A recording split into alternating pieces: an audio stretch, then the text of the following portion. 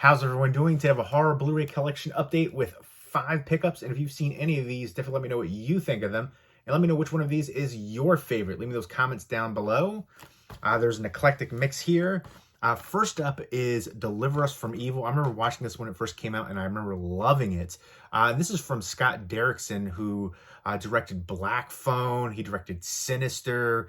He directed Hellraiser Inferno, which I wasn't a big fan of that one, but also The Exorcism of Emily Rose, which I think is a really underrated exorcism possession movie.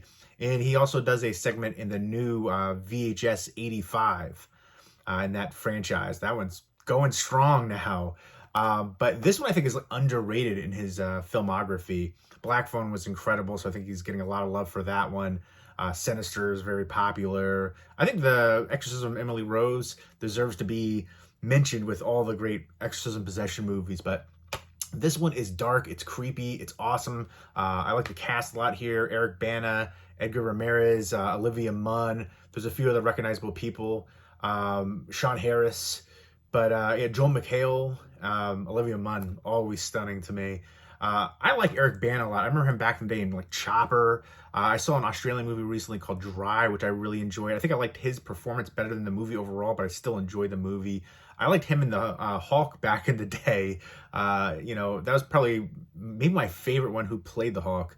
Mark Ruffalo, Ed Norton too. I didn't really care for that movie overall, but I digress. Let's get back to this one. This one is about a New York City police officer. He's investigating some, disturbing violent crimes, and he finds out there's like a supernatural force involved, and he teams up with this priest to perform an exorcism, and it's supposedly based off of some chilling real life cases. But I remember this being really thrilling, moved at a frenetic pace. I like the cast, the chemistry there, and some creepy moments, especially that character. So happy to add this one to the collection and can't wait to revisit it. Some good special features.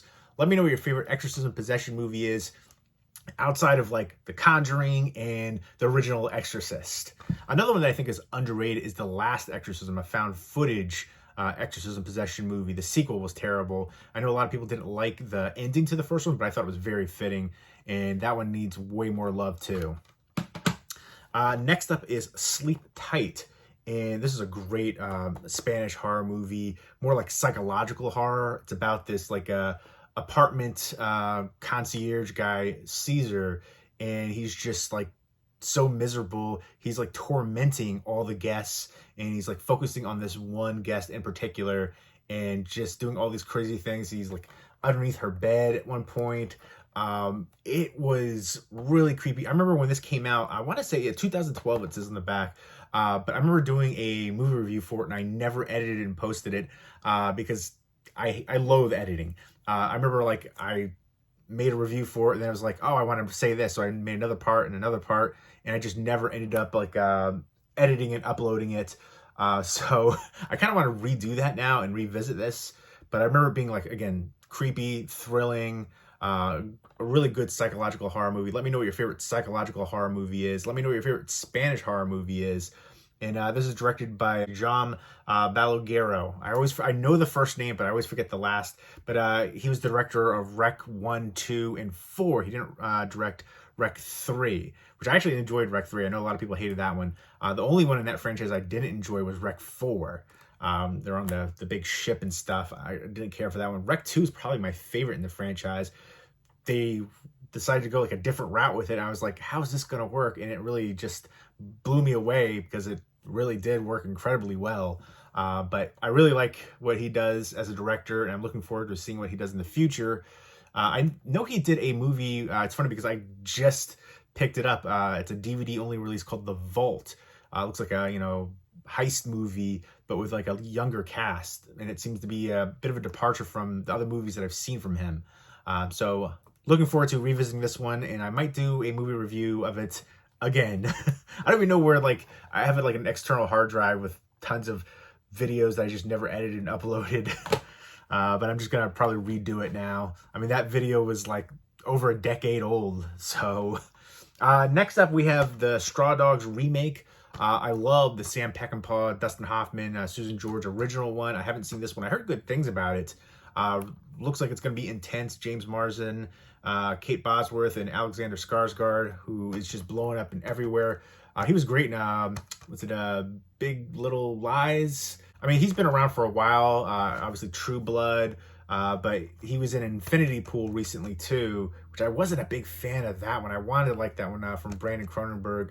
The one that I think is really underrated from Brandon Cronenberg, it doesn't get as much hype as Possessor and Infinity Pool, is Antiviral. I love the heck out of Antiviral. But yeah, I feel like he's always intense in the roles that he's in. James Marsden, I remember him back in, X-Men, playing Cyclops. But he was in a movie called The Box, which I really enjoyed. It reminded me like an episode of The Twilight Zone. And Kate Bosworth, absolutely stunningly gorgeous. She was like a big celebrity crush of mine for a while. I remember her from like Blue Crush. She's been in a bunch of stuff. So yeah, this one, again, I'm sure it's going to be pretty much very similar to the original, where these people are terrorizing this young couple and they have to kind of like fight them off. Very tense, thrilling. That's what I'm expecting here. Again, I've heard good things for this remake. Let me know what your all-time favorite horror remake is. I would really consider this one to be more of a thriller, but a lot of people, classify this, home invasion, stuff like that. It could be, but next up, we've got The Forest. And this one is interesting. I remember seeing it when it came out, and I remember thinking it wasn't great, but there were moments of good atmosphere and some creepy imagery. But I did like the lead actress a lot in here. I remember she was in the TV show. It's a BBC series called The Fades with Daniel Kaluuya from Get Out. But I remember loving that show. Really good supernatural horror series with drama mixed into. It was only one season, but I love that one, and super underrated. But she's also in Game of Thrones. Natalie Dormer, and she's Marjorie in there. But yeah, I really like her as an actress. I'd like to see her in more things. But she has a twin sister, who is going to the Japanese suicide force, and they can't find her, and she's worried about her. So she wants to go there, and the twin sister's very troubled. I remember reading that Natalie Dormer actually went to visit the actual suicide forest in Japan, and taxi person that went there wouldn't get out of the car and stuff and wouldn't go in there, and she traveled there to take some pictures. And obviously that forest is filled with negative stigma there, and just it's interesting but very tragic as well that people are drawn to it and do that there. But yeah, I want to revisit this one because I remember liking certain aspects, but then I wanted a little bit more from it, and it's been a while. So happy to add this one to the collection and give it a revisit. And yeah, I remember it just being like a really washed out hue, reflecting the bleak tone and atmospheric, moody, some creepy imagery. But yeah, again, I'm a big fan of her, so let's give that one a rewatch. And then next up is Francesca. This is interesting because it's like DVD size. If you can see that, the height, and it's much thicker.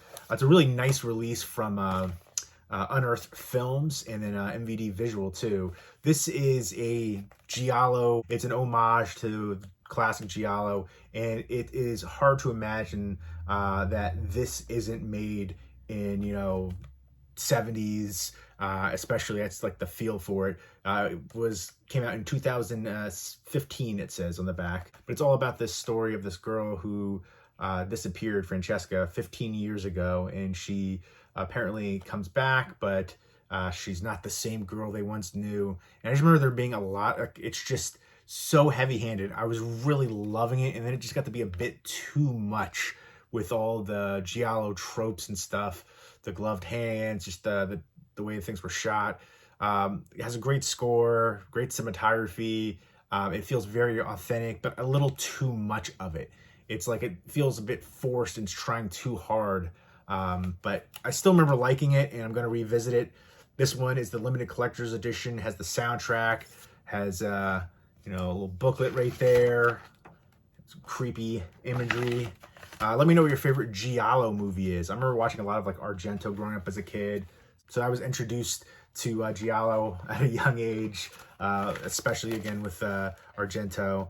Let me know what your favorite Dario Argento movie is. For me, it's Phenomena. Then I would say Deep Red, and then I would say Suspiria. I do love Suspiria, but I feel like Deep Red and Phenomena just I like them just a little bit more. Phenomena is just incredible. One of my all-time favorite movies. I'd consider Suspiria to be like one of the most popular Italian movies of all time, with Cannibal Holocaust and Zombie. I'd say the top three. But I say that because a while ago I remember seeing somebody post an underrated horror movie list, and they had Suspiria on there. They had Candyman on there. They're like, who is this underrated to? For people who've never seen horror movies? Like, mind-blowing to me when I see some of these lists. I'm like, you just mentioned two of the most popular horror movies of all time. Like, mind-blowing. I digress. I remember this one being good, but a little bit heavy-handed. Just feeling like they were just trying too much to push all the Giallo tropes and, the imagery and all that style. But I remember still liking it, so I want to revisit this one too. And it's a great addition right here from Unearthed Films. Some good extras too. This is actually directed by Luciano Onetti, who directed a movie called What the Waters Left Behind. And then there's a recent sequel directed by, I'm assuming, the brother Nicholas Onetti. And that was What the Waters Left Behind, Scars, which I saw some people praising that movie, and I thought it was absolutely terrible. A battle of attrition to sit through that one. The acting, just from every technical aspect, it was just atrocious to me. It just felt like a really cheap ripoff of Texas Chainsaw Massacre, and just so watered down and just nothing. It was just uninspired. So I remember like just being blown away hearing a lot of praise for that movie. I know it's all subjective, but like sometimes it's hard to wrap your mind around. I don't know. Everybody's different, I guess, but that one was rough to sit through. If you like Giallos, this Italian movie right here is definitely that in spades. Again, made in 2015, but definitely feels like it was made in the 70s for sure. Very stylistic and true to that era of prime Giallos. But there you go. Those are the 5 pickups. Let me know if you've seen any of them and what you think of them. And let me know which one of these is your favorite. Leave me those comments down below. And I hope everybody's doing well. Take care.